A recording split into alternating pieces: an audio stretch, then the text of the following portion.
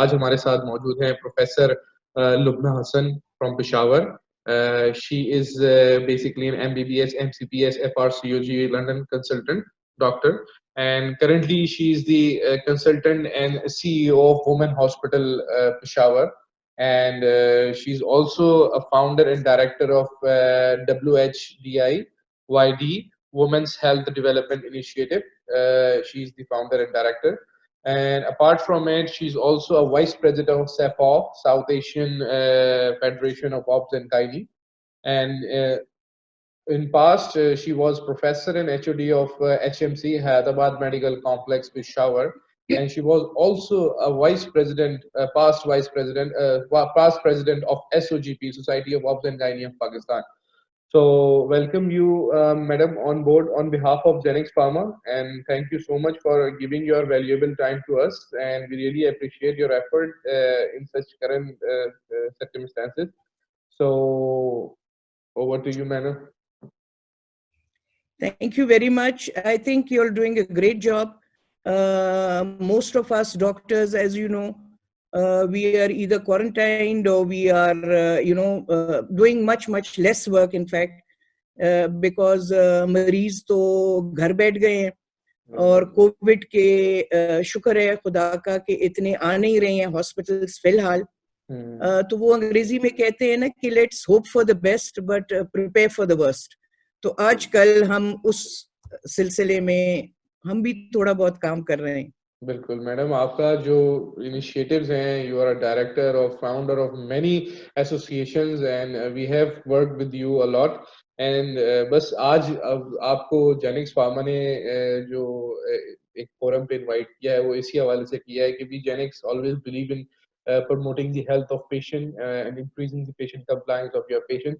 Apart from it madam, बस आज जो है हमारी जो इस वक्त क्वारंटाइन हुई हैं, या अपार्ट फ्रॉम इट जहाँ क्वारंटाइन थोड़ी सी लीनियंट हो गया है, उन वुमेन्स के हवाले से, उन प्रेग्नेंट वुमेन्स के हवाले से या उन लैक्टेटिंग वुमेन के हवाले से हमें थोड़ी सी आपसे जानकारी दरकार है इस हवाले से कि व्हाट आर दी. अच्छा, करंट सिचुएशन को देखते हैं, ठीक है. करंट सिचुएशन के हवाले से भी कोविड में क्या प्रिकॉशंस लेनी चाहिए अपार्ट फ्रॉम इट, एंड इसके अलावा जो आप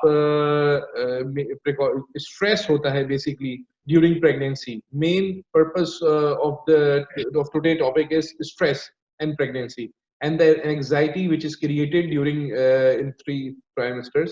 So regarding it and how to boost the immunity in pregnancy, many of patients are quarantined. So what are your recommendations, what are your guidelines to these patients? अच्छा, शुक्रिया.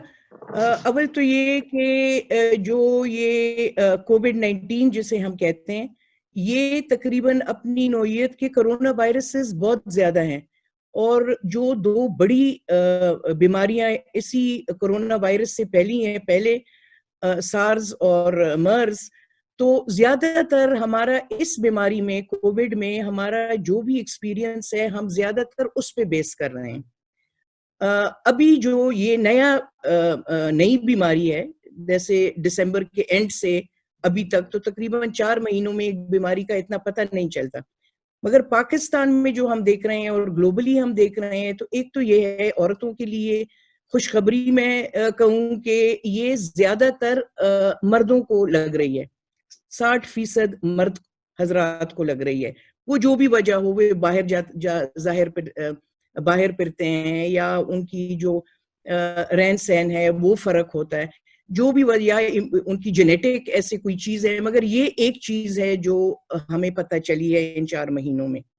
हमला औरतों के लिए खासकर हम जो ऑब्स्टेट्रिशियंस हैं, हम शुरू में तो बहुत ज्यादा वरीड थे, मगर जैसे जैसे हमें इंफॉर्मेशन, एविडेंस आती रही, तो हमें पता चला कि इस बीमारी, खासकर हमला औरतों को ऐसे लगता है कि हमला औरतें शिकार नहीं हो रही इस बीमारी की इतनी ज्यादा तादाद में. तो ये एक अच्छी बात है और हमला औरतों को चाहिए कि वो इससे मुतमईन रहें. मगर ये भी जरूरी है कि आप जो भी हुकूमत कह रही हैं, जो एहतियाती तदबीर उन्होंने बताए हैं, जैसे हाथ धोना, फासला रखना, मैयतों पे जो भी गैदरिंग्स हो, बड़े शॉपिंग इधर उधर, ये नहीं करना, क्योंकि बीमारी अगर फैल रही है तो इससे फैल रही है, और अगर आपको लगनी है तो इस वजह से लगेगी कि आपने या हाथ ज्यादा ठीक तरीके से ना धोए। बहुत से ज्यादा वीडियोस हैं, वो आप देखें कि आपने हाथ कैसे धोने हैं, साबुन से धोने हैं, जो भी साबुन हो, सैनिटाइजर अगर हो वो यूज करें, मगर ये सबसे बेहतर प्रोटेक्शन है, क्योंकि इस बीमारी के इलाज नहीं है, वैक्सीन नहीं है, तो इससे एहतियात करना ही सबसे बड़ी चीज है, और ये एहतियात काफी सिंपल है। तो एक तो ये है इसका कि ये जरूरी है। दूसरा ये है कि जो हमला औरतें हैं जिनको कोई और तकलीफ नहीं है, ना उनको नजला जुकाम, ना उनको ब्लड प्रेशर, ना शुगर, वो ऑलरेडी किसी डॉक्टर के साथ बुक्ड हैं, तो उनको चाहिए कि वो अगर अपने जो रूटीन के, उनके जो बच्ची के जो एग्जामिनेशंस, जिसको हम एंटीनेटल केयर कहते हैं, कि अगर वो ड्यू है तो अगर उनके पास टेलीफोन है वो जरूर टेलीफोन से राब्ता करें डॉक्टर से, क्योंकि आजकल हम कोशिश कर रहे हैं कि जो हमला औरतें या जो भी मरीज हो, अगर उसको उसका आना और एग्जामिनेशन जरूरी नहीं है तो रूटीन में हम वो नहीं कर रहे हैं, ताकि अस्पतालों में रश भी कम हो और इन औरतों को एक्सपोजर भी कम मिले, क्योंकि वो जितनी भी आए अस्पतालों में तो रश थोड़ा बहुत होता ही है, तो उससे बचाने के लिए ये हमने ये तदबीर की है कि वो ना आए तो बेहतर है। मगर इसका ये मतलब नहीं है कि वो औरतें, वो खातून जिनको है कोई पेचीदगी अपने प्रेगनेंसी के दौरान, उसको पहले से पता है या उसकी अचानक तबीयत खराब हो, तो उसको तो जरूरी आना है अस्पतालों में। ये ना सोचें डर के मारे कि हमने तो अस्पताल नहीं जाना, हम बीमार हो जाएंगे, क्योंकि भी हमने एक बैलेंसिंग एक्ट करनी है यहाँ, डॉक्टर्स ने भी, मरीजों ने भी, कि जिसकी जरूरी है वो घर में ना बैठें, वो बिल्कुल आए, और अगर वो टेलीफोन के जरिए अपॉइंटमेंट ले सकते हैं और फिर आए तो ये बेहतर होगा, क्योंकि सारे अस्पतालों में, कम से कम केपी में तो हमारे सब बड़े अस्पतालों में अब ट्रियाज और स्क्रीनिंग का एक सेटअप है अस्पताल के बाहर, और टेलीफोन लाइंस भी सब बड़े अस्पतालों में अब खुल गए हैं। प्राइवेट अस्पतालों में सब हम टेलीफोन्स देते हैं, तो अगर आप टेलीफोन का ज्यादा इस्तेमाल करें और पूछें अपने डॉक्टर से कि मैं आऊं, ये मेरी तकलीफें हैं, तो वो बेहतर रहेगा। तीसरी जो बहुत जरूरी बात है कि आप देखिए, आप घबराएं नहीं, मगर ये आपने एहतियात जरूर करना है, और क्योंकि ये जो वायरस है, अभी तक जो हमने देखा है, हमारे तो टेस्ट बहुत कम हो रहे हैं, मगर जो जिन ममालिक में टेस्ट ज्यादा हो रहे हैं, वहां ऐसे लग रहा है कि तकरीबन 80%, यानी 100 में 80 लोग या 10 में 8 लोग ऐसे होंगे जिनको ये बीमारी या बिल्कुल मामूली सी उनको उसके असरात होंगे, जैसे थोड़ा सा नजला, थोड़ा सा बुखार, और फिर 1-2 हफ्ते में ठीक हो जाते हैं, और या बिल्कुल उनमें कोई असरात ही नहीं होता, उनको पता ही नहीं होता कि मेरी है। तो ये अच्छी बात भी है, मगर इससे थोड़ा सा इसलिए ये फासला जरूरी है, क्योंकि हमें ये नहीं पता होता कि ये कौन लोग हैं जिनको शायद हो ये बीमारी मगर उनका पता ही नहीं चल रहा, क्योंकि उनमें कोई असरात नहीं है।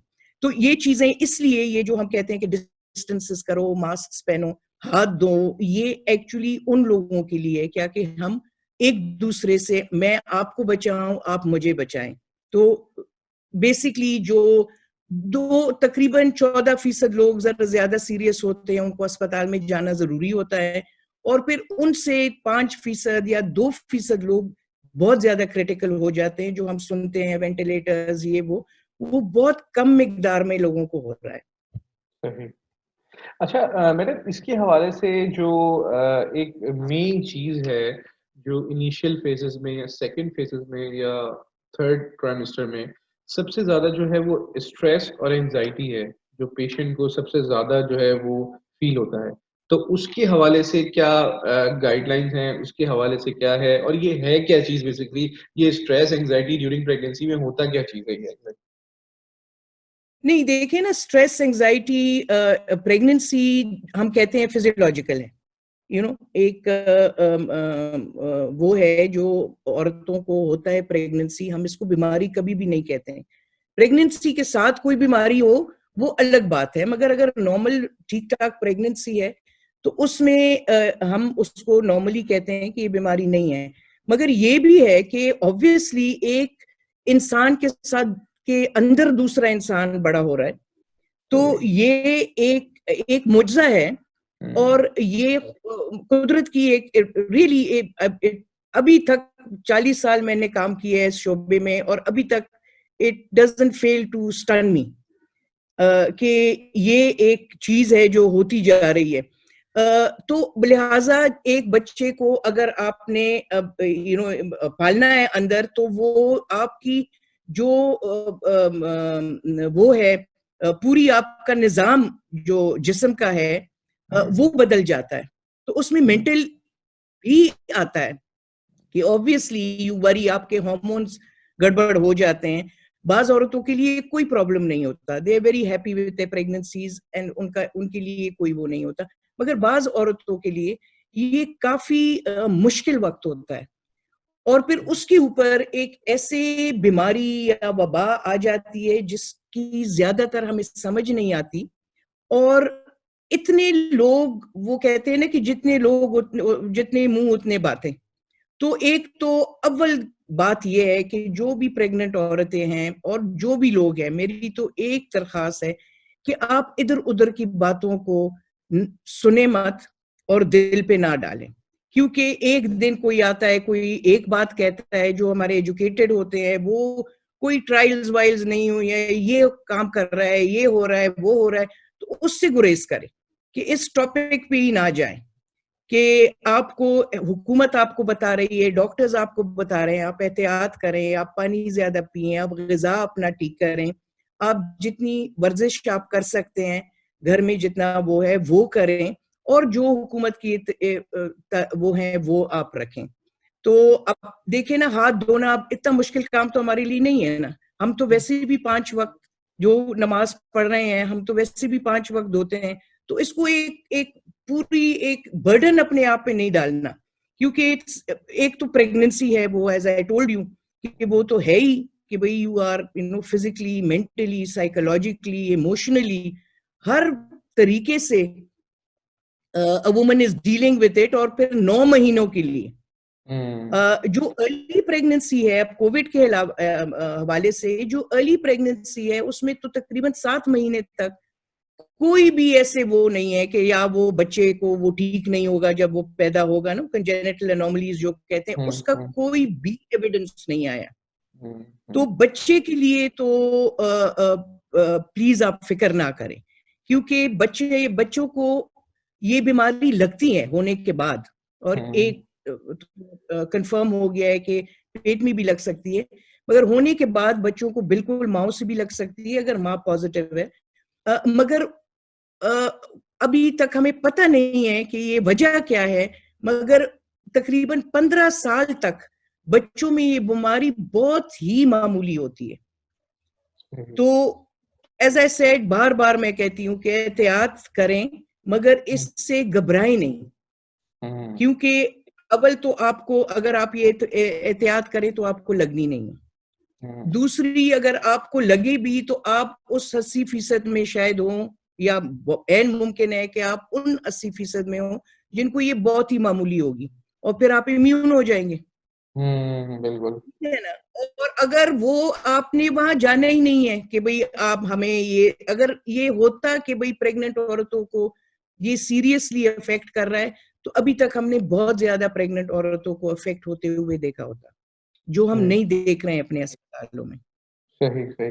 तो ये इससे ज्यादा खतरनाक सार्स और मर्स हैं, जो दूसरे वायरसेस हैं, इससे ज्यादा आपके नजदीक वो ज्यादा हैं डेंजरस?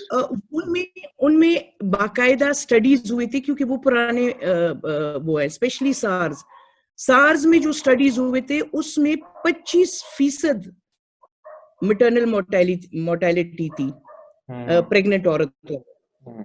इसमें वो हम नहीं देख रहे हैं। और सार्स तो पेंडेमिक नहीं था ना, वो तो कन्फाइंड था साउथ एशिया को, और सो दे वर स्प्रेड और उन्होंने वो किया। मर्स फिर सऊदी अरेबिया में मेडिटेरेनियन में हुआ था।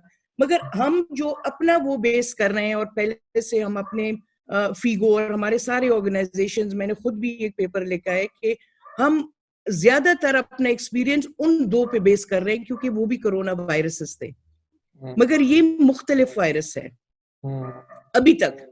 हम ये नहीं कह सकते कि भाई 1 महीने 2 महीने में जब पूरा रिसर्च आ जाए, मगर अभी तक ये मुख्तलिफ है।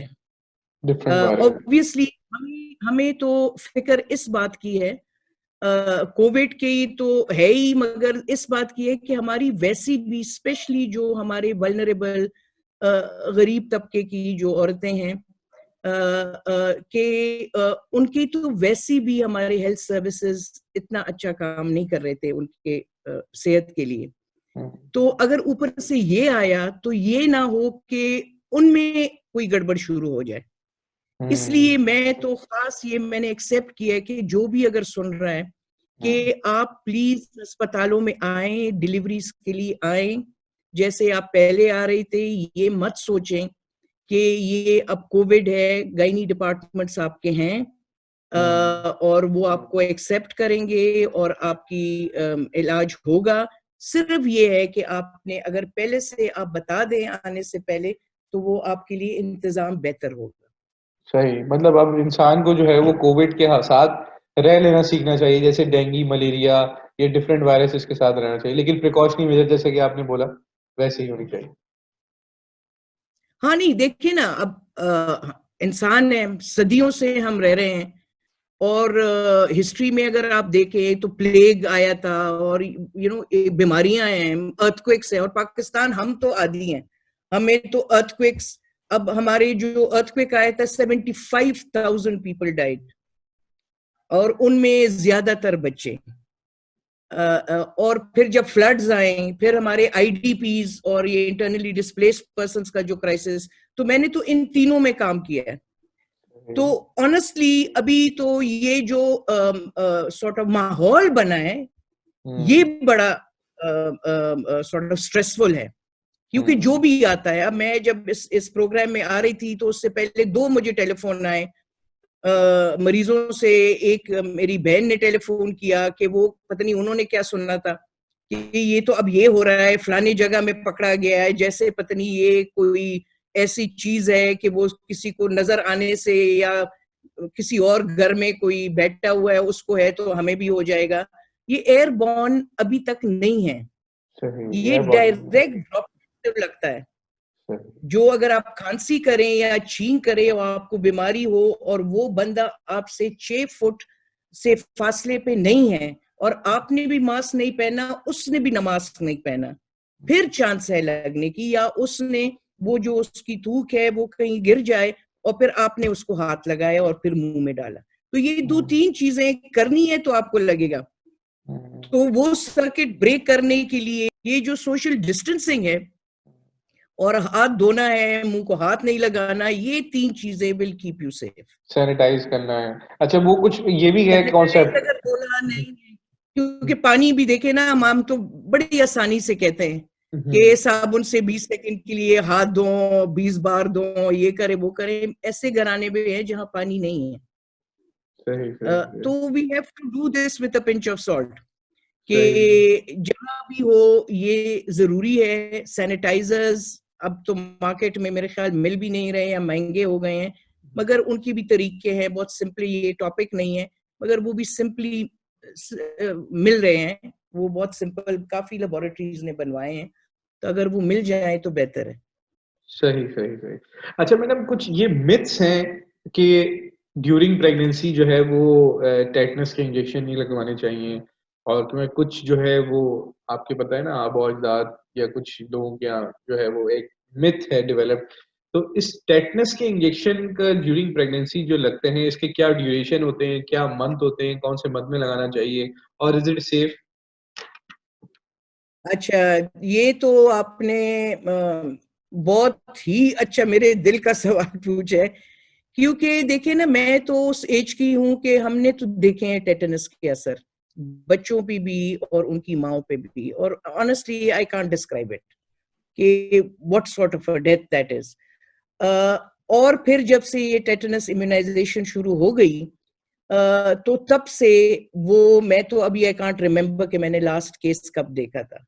तो एक तो प्रेगनेंसी में लाजिम है, अगर आप इम्यूनाइज पहले से नहीं हुए हो, आपकी जो डीपीटीटी जो बच्चों में होते हैं उसकी बूस्टर्स, अगर उससे आप नहीं गए हो, जैसे ज्यादातर हमारे खवातीन नहीं गए हैं, तो उनके लिए तो जरूरी है। तो इसमें ये है कि आपने एक टीका, और वो शुरू हम करते हैं तकरीबन चौथे महीने में, चौथे पांचवें महीने में प्रेगनेंसी के, क्योंकि फर्स्ट जो 3 महीने उनमें हम कोशिश करते हैं कि हम कुछ फॉलिक एसिड के अलावा कुछ ना दें, क्योंकि we don't want to test, baby उस वक्त डेवलप हो रहा होता है, तो हम इतनी जल्दी नहीं देते।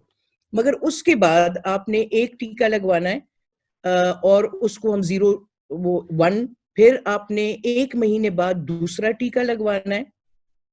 नॉर्मली ये हो रहा है कि हमारी जो ईपीआई वाले हैं, एक्सपेंडेड प्रोग्राम वाले, तो वो सिर्फ ये 2 लगा के और रोजाना हर प्रेगनेंसी में ये 2-2 टीके लगवाते रहते हैं।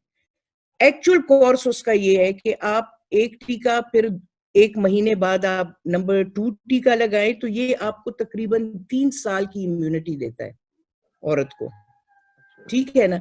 मगर इसकी नेक्स्ट टीका 6 महीने बाद होता है। सेकेंड टीके से 6 महीने बाद आपने तीसरा टीका लगाना होता है, और फिर चौथा टीका आपने 1 साल बाद लगाना होता है, और 5वां आपने उसके 1 साल बाद लगाना होता है। तो ये 5 टीके अगर आपने 3 सालों में लगाए और इस तरतीब से, तो आपकी लाइफ टाइम इम्यूनिटी हो जाती है। तो फिर आपको बार बार हर प्रेगनेंसी में, या कभी गिरे या जो भी हो, आपको बार बार टीटी की इम्यूनाइजेशन की जरूरत नहीं होती। और we are trying our best कि यही करें, कि एक तो वेस्टेज बहुत होता है कि माशाल्लाह हमारी औरतें 8-8 बच्चे भी पैदा करते हैं, तो वो 8 2 16, तो ये 16 टीके फिर लग जाते हैं इनको, बार बार 2-2 टीके, और ये 5 टीकों में आपकी लाइफ टाइम इम्यूनिटी हो जाती है। तो वो जरूरत नहीं पड़ती आगे पूरे 8 और घंटे। सॉरी, और मुल्कों में हम तो सिर्फ टीटी लगवा रहे हैं, और मुल्कों में तो हेपेटाइटिस के भी हैं पहले से, और ये चिकन पॉक्स के लगते हैं, फ्लू के शॉट्स लगते हैं ड्यूरिंग प्रेगनेंसी। वो भी रेकमेंडेड है कि अगर आप प्रेगनेंसी में ये शॉट्स लगाएं, तो आपका बच्चा जो पैदा होगा, तो उसको तकरीबन 3-4 महीनों के लिए वो माँ से उसको वो इम्यूनिटी मिली होगी। तो फिर उसके टीके अगर थोड़े डिले हो गए, तो वो फिर भी प्रोटेक्टेड होता है। तो आजकल तो इसमें बहुत स्टडी हो रही है मैटरनल इम्यूनाइजेशन पे, और यहाँ पे तो इतनी आम अवेलेबल नहीं है, मगर टीटी का तो बिल्कुल, मैं उससे कहती हूँ, मैंने पता नहीं कितने हमारे अपने हॉस्पिटल में भी लगाए हैं, दुनिया का भी एविडेंस है हमारे पास कि they are not at all harmful, और बेनिफिट बहुत ज्यादा है। अच्छा, वैसे टीटी अमूमन कौन से ट्राइमेस्टर में या कौन से मंथ में लगाते हैं? सेकंड मंथ में? नॉर्मली हम ट्राई करते हैं कि पहले में ना लगाएं, दूसरे में पहले 3 महीनों में, फर्स्ट ट्राइमेस्टर। फर्स्ट ट्राइमेस्टर में हम कोशिश करते हैं, और इट डिपेंड्स, फिर उसके बाद अपॉर्चुनिस्टिक ही होता है, क्योंकि हमारे मरीज अगर जो रेगुलर आ रहे हैं, तो we try and give it by 18-20 weeks, जो 4.5-5 महीने, और फिर 1 महीने, 6 महीने, फिर जब बेबी हो जाए उससे 6 महीने बाद, तो पोस्टनेटली उनको वो फिर वो और 3 इंजेक्शन शुरू कर लेते हैं। सही सही। अच्छा मैडम, इसके अलावा करंटली इसके साथ साथ जो इम्यूनिटी बूस्ट करने के लिए एक नेचुरल या अपार्ट फ्रॉम अदर एलोपैथिक जो मेडिसिन हैं, उसमें क्या मतलब एक प्रेग्नेंट वुमन को आप एडवाइस करेंगे कि इसका इस्तेमाल ज्यादा रखना चाहिए, ताकि क्योंकि इम्यूनिटी वैसे ही वीक होती है ड्यूरिंग प्रेगनेंसी, तो वो वीक क्यों होती है, क्या वजह होती है, और इसके साथ साथ क्या उसको लेना चाहिए? इम्यूनिटी तो इसलिए भी one of the main reasons is के, एज आई टोल्ड यू, कि जो बच्चा होता है उसके जीन्स बाप के भी होते हैं, माँ के भी होते हैं। माँ जो नेचुरल, हम जैसे हम किडनी ट्रांसप्लांट करते हैं, तो नेचुरली तो ये होता है कि वो मरीज उस किडनी को रिजेक्ट करेगा, क्योंकि वो उसकी बॉडी का हिस्सा नहीं है जेनेटिकली। तो उसके लिए फिर उसको ड्रग्स देते हैं कि वो इम्यूनिटी, या वो मैचिंग करते हैं बहुत ज्यादा, ताकि वो रिजेक्ट ना करे, ठीक है ना।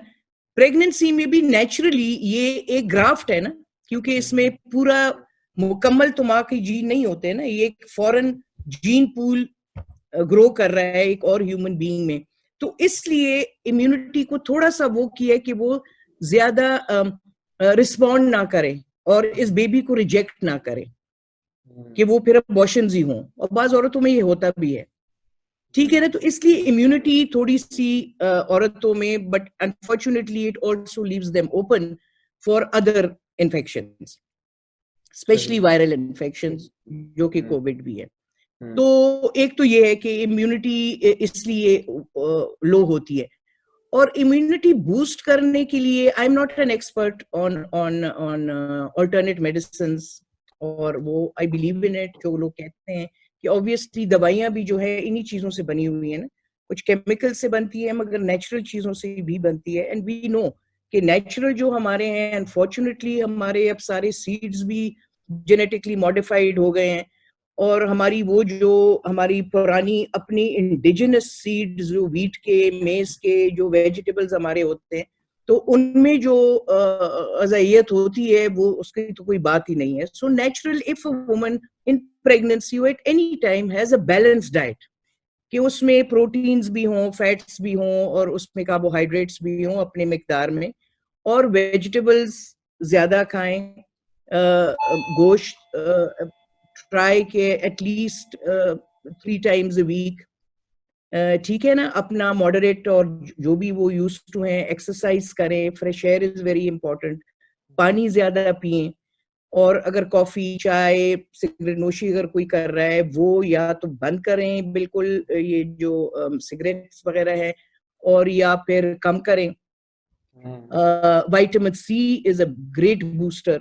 आजकल ये और ड्रग्स भी आए हैं, ये ओमेगा 6 और 3, 9, वो सारे जो आए हैं, तो अगर आपके ग़िज़ा में आपको नहीं मिल रहा फॉर सम रीजन, और आपने वो लेनी है सप्लीमेंट्स, तो विटामिन डी और विटामिन सी, अनीमिया बहुत ज्यादा है हमारे औरतों में, खून की कमी हमारी औरतों में बहुत ज्यादा है, और क्योंकि हम जो खाते हैं भी हैं, तो हम अपनी चाय पीते हैं खाने के साथ, उससे हमारी आयरन की एब्जॉर्प्शन बहुत कम हो जाती है। विटामिन सी आयरन की एब्जॉर्प्शन को ज्यादा करती है, तो आप आयरन और विटामिन और कैल्शियम जो है, कैल्शियम की भी बड़ी कमी है हमारी औरतों में, क्योंकि एक तो हम धूप में इतना जाते नहीं हैं, हालांकि हमारे मुल्क में तो you know vitamin D specially we should not be deficient, हमारी तो धूप ही धूप है, मगर फिर भी ये हैं, तो क्योंकि हम ढांप रहे हैं बहुत ज्यादा। आजकल तो बहुत अच्छी बात है, हम तो सबको कह रहे हैं आप शटलकॉक बुर्के पहन के आया करो, because may be that is saving.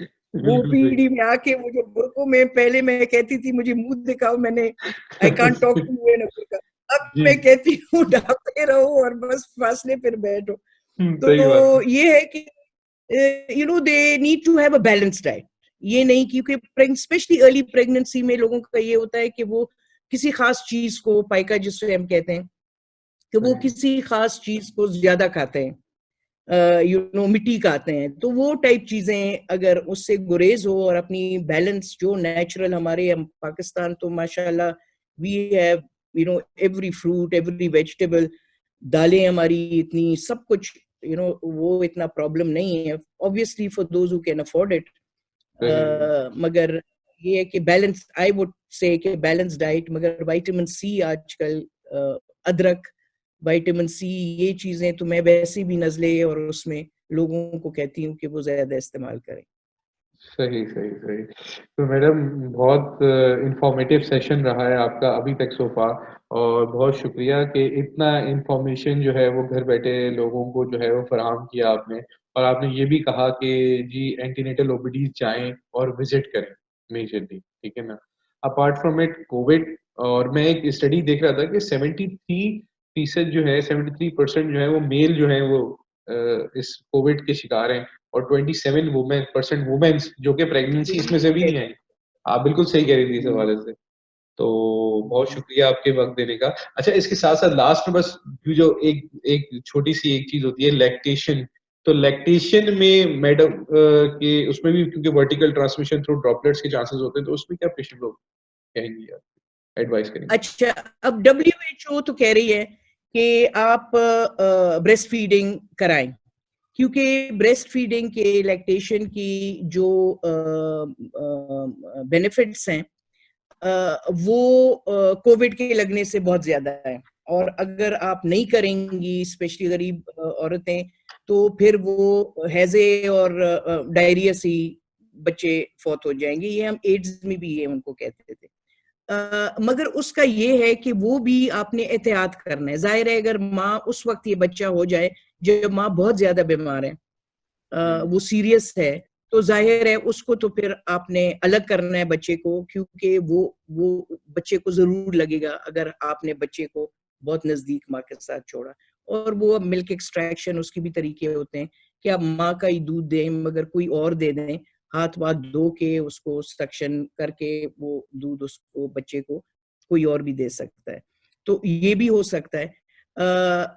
और मगर अगर जो जो कम बीमार हैं और वो चाहते हैं कि हम ब्रेस्ट फीडिंग करें, हम उसको इनकरेज करते हैं, मगर ये है कि उन्होंने भी हर बार हाथ धोना है, बच्चे को हाथ लगाने से पहले मास्क पहनना है, और अपने आप को, जिस्म को भी साफ करना है। और बच्चे को भी जैसे छींक या कांसी मुंह उस तरफ करके उसको, कि वो ज्यादा बातें नहीं करनी ताकि उसको वो जरासीम ना मिले। तो और डायपर भी अगर आप बदलें, लेकिन ना बच्चों में अगर ये वायरस चला जाए तो उनके स्टूल में भी ये निकल आता है। अच्छा। जो पॉटी करते हैं उसमें भी वायरस होता है।